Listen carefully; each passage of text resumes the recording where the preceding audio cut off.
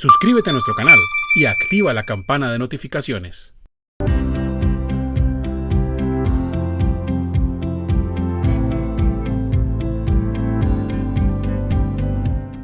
¿En qué consiste la externalización laboral? ¿Qué normativa la regula? Empecemos con el final, el final de la pregunta. Dice, ¿qué norma regula la externalización laboral? Entonces, lo primero que debo decirles es que no existe una ley concretamente que nos diga qué es externalización laboral, que para fines prácticos es lo mismo que el outsourcing, es lo mismo que la subcontratación, es lo mismo que la tercerización. No existe una ley que nos diga cómo funciona. Sin embargo, si hay una resolución dada por el Ministerio del Trabajo y hay una sentencia de la de la Corte Suprema de Justicia que nos establece, ¿sí?, los parámetros de esta externalización laboral o outsourcing o tercerización. ¿Por qué la encontramos allí? Porque es que primero porque no es, digamos, no hay una regulación como tal, porque estas son figuras que son propias del derecho civil o comercial, no del derecho laboral. Sin embargo, debido a su utilización inadecuada, ¿sí?, ha dado para que la alta corte en temas laborales, que es la Corte Suprema de Justicia Sala Laboral, hable sobre ella, y también la autoridad laboral, que es el Ministerio del Trabajo, emita dentro de sus resoluciones, pues, un concepto de lo que ello trata para que se tenga claro cómo se debe utilizar y no transgredir normas laborales, ¿sí? Entonces, la sentencia SL 467 del 2019 tiene una parte muy importante en donde nos habla de esta externalización, que, como les digo, es sinónimo de subcontratación y tercerización, digamos que para fines laborales. Y en esta sentencia, entonces, digamos que yo aquí he tomado ideas principales para que ustedes las tengan allí, ¿sí? Nos dice que ella dice que es la descentralización productiva, es un modo de producción en donde encargamos a un tercero, ¿sí?, una parte de nuestra empresa, o una operación de nuestro proceso productivo, ¿sí? Todo esto lo hacemos con el fin digamos, que nuestra empresa tenga mayor competitividad, la empresa tenga un mejor entorno económico o tecnológico, ¿sí? Pero escoger como esa operación dentro de mi empresa y dársela a un tercero. Esa es la externalización, descentralización o tercerización, ¿sí? ¿Qué debe cumplir esta externalización?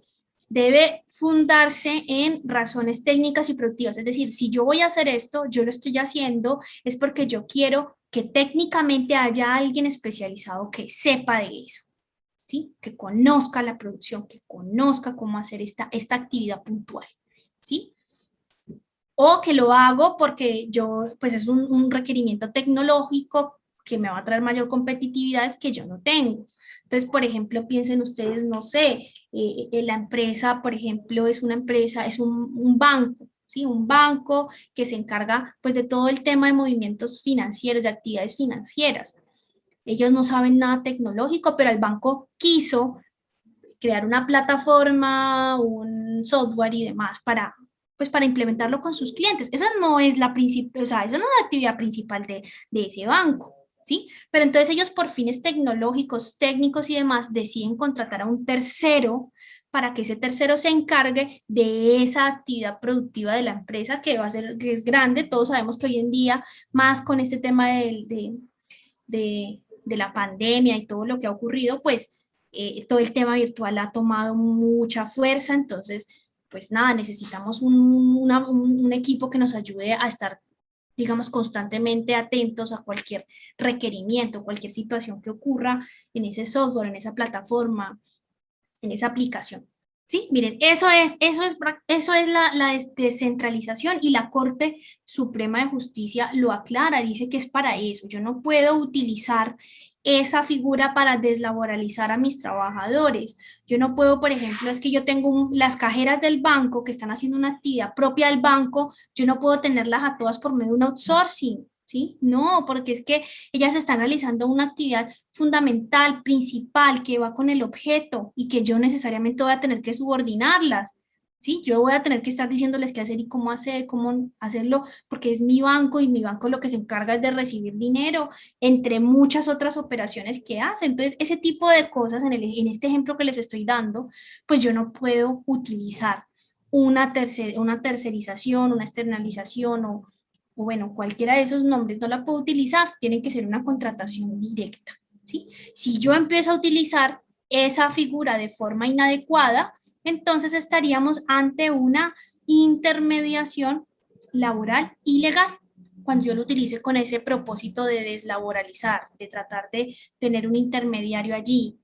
Cuando se demuestra que, por ejemplo, esa empresa que yo estoy contratando no tiene una estructura propia o un aparato productivo específico, es una empresa ahí como prácticamente de papel, que lo único que hace es enviarme, es pagarle a los trabajadores y que yo soy la que hago todo con los trabajadores. Ahí en ese caso estamos ante una situación de intermediación laboral ilegal y pues allí tendríamos problemas con esa externalización. ¿Listo? Entonces de eso se trata la externalización. Hay muchos sinónimos. No existe como tal una norma, pero la sentencia SL 467 del 2019 nos la define, nos dice qué debe de cumplir, qué no debe de cumplir y digamos que da un amplio ejemplo sobre eso. Y también la resolución 2021 del 2018 nos puede dar un poco como de luz frente a cómo aplicamos este término, que es muy comercial, cómo lo aplicamos en situaciones laborales concretas.